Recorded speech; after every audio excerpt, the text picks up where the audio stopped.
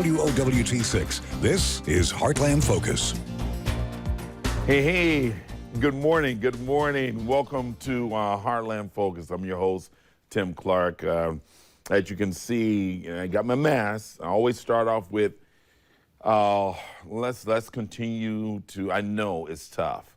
These masks, I know we are just sick and tired of putting this mask on.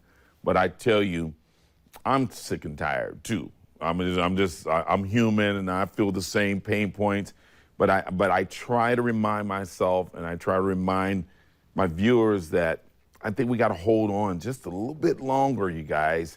Still, if best you can, keep your mask on, social distance when you are in tight areas, and wash your hands and just do what it takes to, for the sake of humanity. It's really more in terms of just what we do for you and for each other to protect ourselves. This really is to protect you. And so I just challenge us to continue to be very vigilant in our resolve to really stop the spread of COVID-19. If you need to go get tested, if you don't know if you are carrying that virus, because so often it's asymptomatic. Test Nebraska, you got Charles Drew Health Center, One World, and now you have access to the vaccine for COVID-19. And so go to still the Department of Health and Human Services, the DHHS. They have information. Douglas County Health Department. They'll let you know in terms of just all the sites in which you can call and get signed up. So as a friend of mine would say, it's your turn. We're about ready to open it up for the whole state in terms of vaccination. And so it's your turn, and especially if you have pre-medical conditions, please do not hesitate. This vaccine, and this is me talking personally, my personal opinion, I think it's effective, it's most helpful, and it will help save some lives. And it's proven, and it works. And so this is something that we've all had to jump into in terms of just, in some cases, take off in the airplane and really not knowing the destination in some cases. But I think it's something, the right thing to do. And you're talking about for the sake of trying to get the economy back to doing business.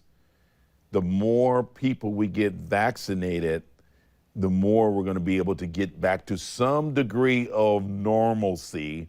I know, some people think it's not going to never get back to normal, but let's get back as close as we can. But really, it has really given us the energy and the foresight that we have to be nimble, that it's forcing us to pivot, to prepare for these pandemics and things that or sometimes it's inevitable. It's going to happen. What are we going to do about it in terms of our preparation? With that, I want to bring on my guest. I call her the really kind of the neighborhood mobilizer, just neighborhood conscious in terms of being very intentional about the work, but mainly what she's been doing probably for the last 12 months around voter registration, getting people out to vote. Precious, I want to bring Precious on. Precious, welcome to Heartland Focus. Thank you, Tim. Thank you so much for having me today. Yeah, hey, that green on you is just popping. Thank you. It's popping. I'm loving you. I mean, I know it's Easter weekend and people are, and you know what? It's Easter weekend, the sun, we got a good forecast. Wow. Somebody must be doing some good stuff, Precious. They must be. I'm excited. I can put my spring furniture out now, my summer stuff in the backyard. So I'm excited. Yeah, that is awesome. Well, hey, I know. Let's talk a little bit about you've been on the forefront. You know, you have some people that say they just talk about it, but then I put you in the class of folks that are doing the work and being about it, talking about it, being about it, two different things.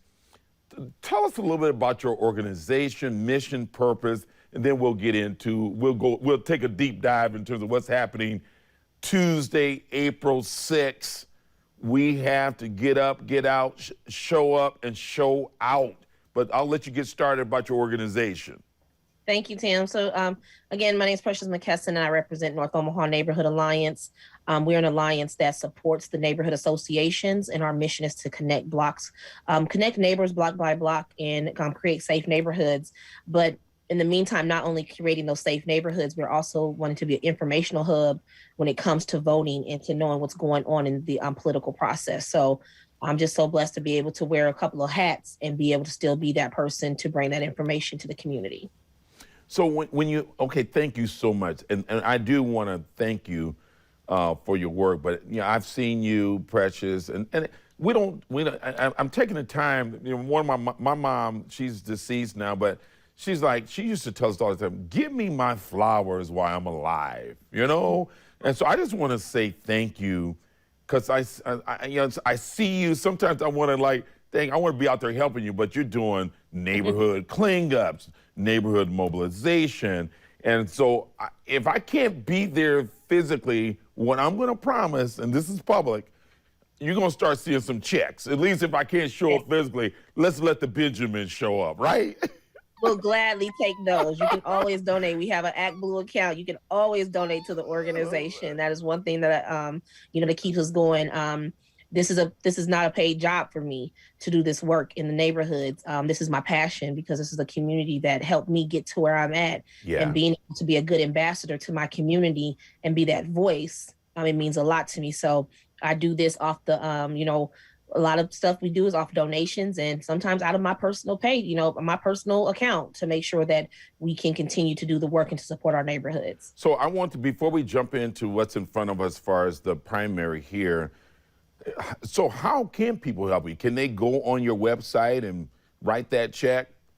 Yes, you can always send a check in. I can always email me at nonaomaha@gmail.com, and I can give an address where a check can be mailed to.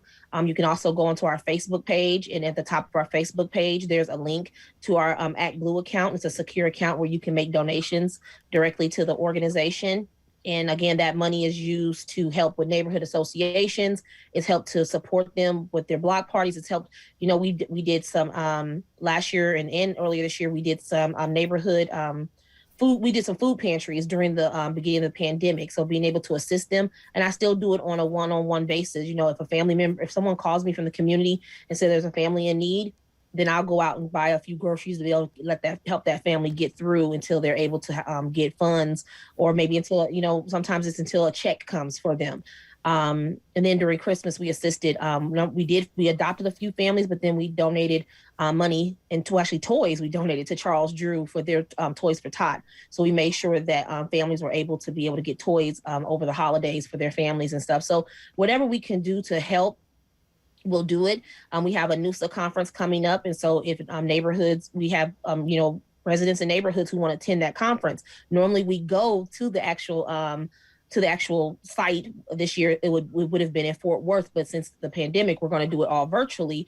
But you still got to pay a registration fee to go. So we want to be able to assist those neighbors to attend. Nice. Well, hey, you can count on me to make a donation. I will make a donation.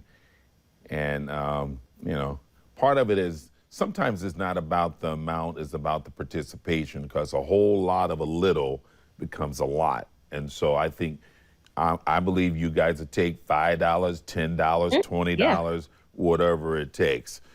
So here's what's been on my mind.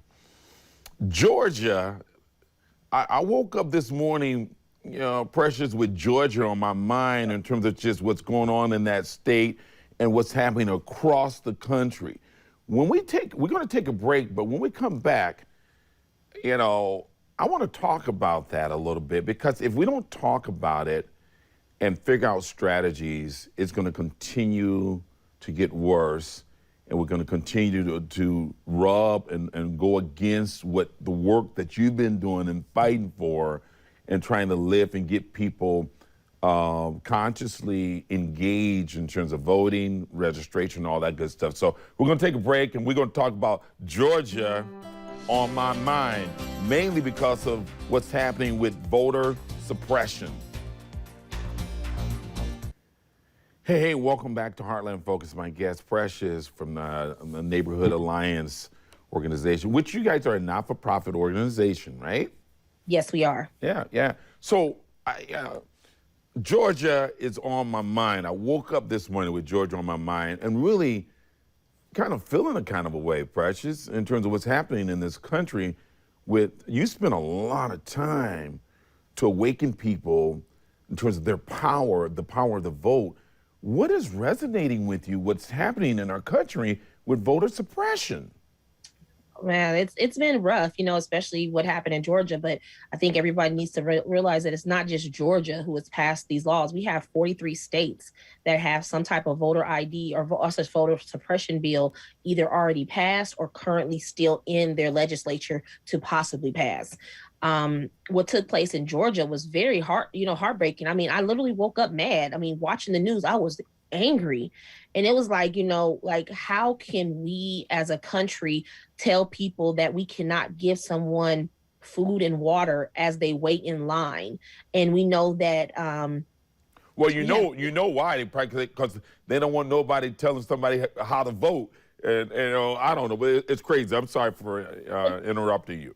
No, it's okay. But normally when people go and give food and water, they're normally not talking about who to vote for. Basically, it's just a courtesy because we want people to stand in line. That's one thing you can't do. I know here in Nebraska, you cannot campaign within so many feet of the election commission office or within so many feet of if they're at the polling places. So what you're normally doing is you're just giving people that encouragement who may get, a little hungry or a little impatient, say, hey, here's a snack, just kind of give you that little bit of energy while you wait in line. And we know that in those bigger states like Texas and Georgia, those lines are normally massive. And normally they're always, having people online saying, stay in line, because technically you have to, as long as you're in line, you do have the available, the option, you have the right to vote. And so for them to tell people they can't give food and water is really sad. But then the real part that really, really hurts is when you turn around and you take those boxes that are normally accessible 24 hours a day. Oh, those drop boxes? Yeah, the drop boxes, and you put them inside of only the voting spaces where you can vote, and those places are only open during business hours. And so you're now telling people, what if you have a working mom who basically, she gets off work maybe at 4:30. Let's just give that. You're in Georgia. You have a lot of traffic depending on what city you're in. But what if mom has to go and pick up kids from the kids club or after school, and she can't detour? Because if she detours to go drop off that ballot, she might accrue a late fee, but she's trying to make sure she exercises her right to vote. You're blocking people, and it's wrong. It's wrong. And I think, it's people are seeing it that are higher in our federal government are seeing it. But this is Jim Crow 2.0. And I never thought in my 42 years, I never thought that I would be seeing the things that I see that my grandparents fought so hard for us to have that right to do. Now, why do you think it seems like we come so far, really the term back? Why is that happening when January 6th, the insurrection? I'm 56 years old. I never thought that I would be living in a country and seeing that type of just madness and insane behavior of insurrection. Yeah, it's awful that what we've encountered and what we've seen the last 4 years, and what we saw in January was very heartbreaking, because not they weren't coming for like, normally you see, the protesters and it's normal working people, that they're protesting that, or that they're going against. These were the people, they were attacking our democracy. They were attacking the people, no That's matter right. what party you're affiliated with. Exactly. They put all of their lives at risk, our elected officials' lives at risk, and not only them, but their staffers at risk. And I think that's the part that hurts the most is that, if I was one of those young people working for one of those Congress men or women, and they basically did not stand up for me to say, no, this was wrong what they did, I would question why you don't want to work for that person. You need to work for somebody who values your life. That's right. And at this point, they didn't value their staffers' lives. And so what I'm hearing you saying, it too is true change in this country really. If we got to wait on black folks to do all of the standing up and the fighting, I think it's got to be white people, blue people, black people, that it's like enough is enough. You have to stand. Was it Martin Luther King or Malcolm? If you don't stand for something, you'll fall for anything, or something like that. But it's just we have to stand. Regardless of Democrat, Republican, whoever you are, humanity, equality, liberty, and justice for all, that's not rooted in color. It should not be. Don't you think? I agree with you 100%, because at the end of the day, no matter what, if I walk into a grocery store, no one's going to say what party affiliation I'm with. I'm a black woman, and I would hope that if I was in a situation where my life was put in danger, that an ally or someone who don't look like me would definitely stand up for me and protect me the same way I would protect them. And at this point, we have people who I do not trust in this world that will actually protect me, all because of the color of my skin. And that is so hard. That is so heartbreaking. I think about that as my daughter gets ready to choose college. Like, do I send her to a private institution where she's going to have to most likely battle these things? And I just don't want her to do it, but I know that I have to prepare her because this is the world that we are in right now. That's right. And I tell you, we're going to jump on the voting thing, but I think this is all relevant because what's happening with the George Floyd trial and all those kind of things is real. And voter suppression is real. We have to stop kicking the bucket down the road and deal with the real conversations that this country must have to start the healing. You can't heal if you're afraid to have the conversation about what you got to heal.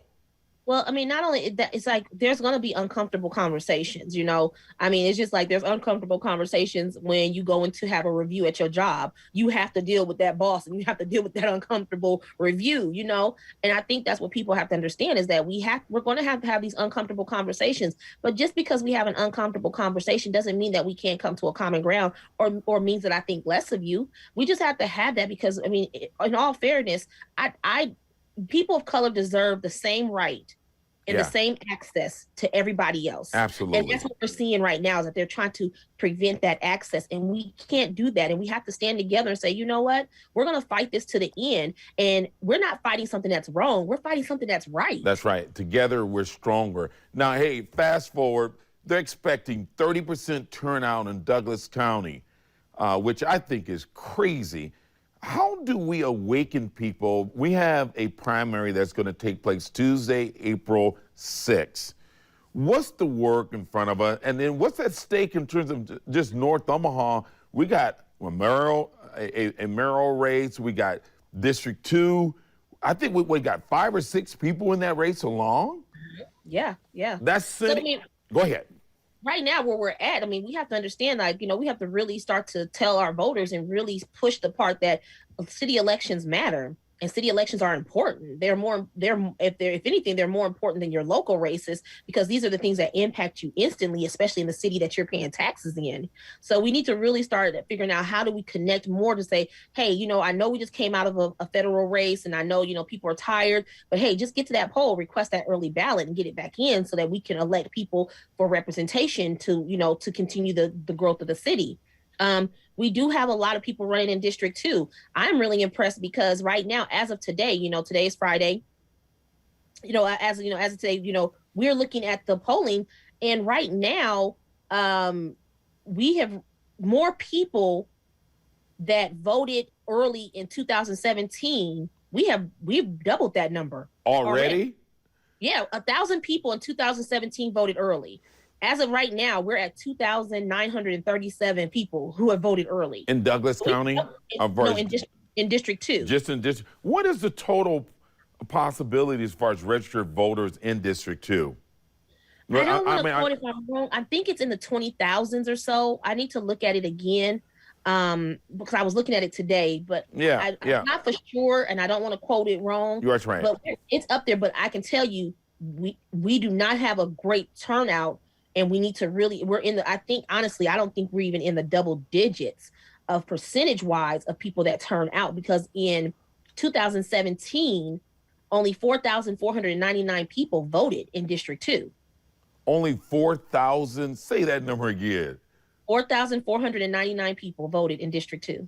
Wow, that's in the primary. That was in the primary, but in the election, over 8,000 voted. But we're still low. Still low. 8,000 people or 4,000 people deciding who's going to be representing us in terms of policy, vision, of setting the pace for North Omaha. And I'm going to tell you, I got to be neutral on my show, but we have to really focus on, I tell people, Precious, the word on the street in North Omaha is it's time for North Omaha to win, and to win big. And we got to have people with big vision that's bold and courageous to really make sure we get not what's due to us, but what is, because it's been 50 years of neglect, and there's some great things happening in North Omaha. There's some great organizations, foundations that's doing some great things. We have to press the flesh and do way more. I got to take a short break, but when you come back, think about, give them something profound, Precious, that'll help stimulate and get them excited about getting out to vote on Tuesday, April 6th. We'll be right back. Hey, welcome back to Heartland Focus. I'm your host, Tim Clark. Hey, you guys, there is a great event taking place this coming week. The JET Award, the legendary Johnny Rogers Punt Return Award.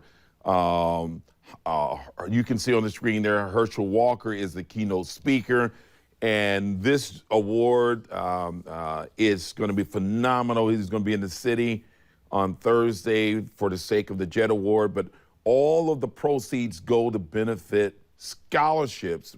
We have a wonderful partnership with Metropolitan Community College, where scholarships are given in the name of Johnny Rogers Career and Technical Education Scholarships. Folks that are looking at trades, and that's really career opportunities and trades. That's health, IT, wheel trades.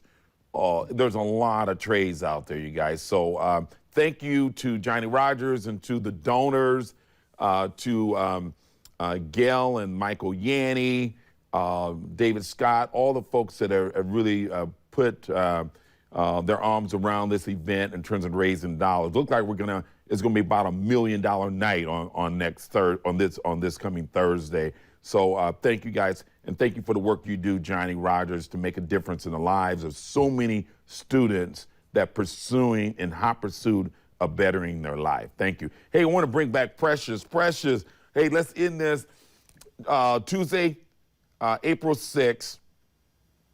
How do we awaken people? This is important. We can't afford for 30% only turnout to be making decisions. You got 60 seconds. I'm sorry. 60 seconds, I'll do it. So just know on Saturday, April 3rd, you can vote early. You can still vote early. You can go to the Election Commission's office and vote from 9 to 1. Monday, you can still go there and vote in person from 8:30 to 5 p.m. And then the polls open on Tuesday at 8 a.m. until 6 p.m. 8 a.m. to 8 p.m. I just encourage you all to get out there and vote, because the top two are what goes over to the general election that will be held on May 11th. So what you're doing is you're making sure that your candidate gets through this primary to be able to go to the general. And again, like I said, the top two is what will advance. Just know what's at stake right now. I mean, we are in a city where we want change. We want more police oversight. We want better roads. We want, better infrastructure, better jobs. We want so much to be able to provide for our families and for us to have safe communities. So just take that time and know what's at stake and go and vote. I mean, it's very important. These are the people who are elected to office represent you, and you need to use your voice to make sure that we have representation in office that represents the values of what we're looking for and speaks to our issues. Yeah, right on. Well, thank you so much, Pressure. I appreciate the work. Again, gratitude for your commitment and passion for what you do. The change that folks want, they must be willing to do the work. And part of the work is getting out there to vote. I wish I had more time, but that's all for this episode of Heartland Focus. Make today the beginning of your best year yet. Do what it takes to win. Lean forward. Your health. It starts with what you're going to do about trying to protect yourself so you can protect others. I'm your host, Tim Clark. Until next time, be good to yourself.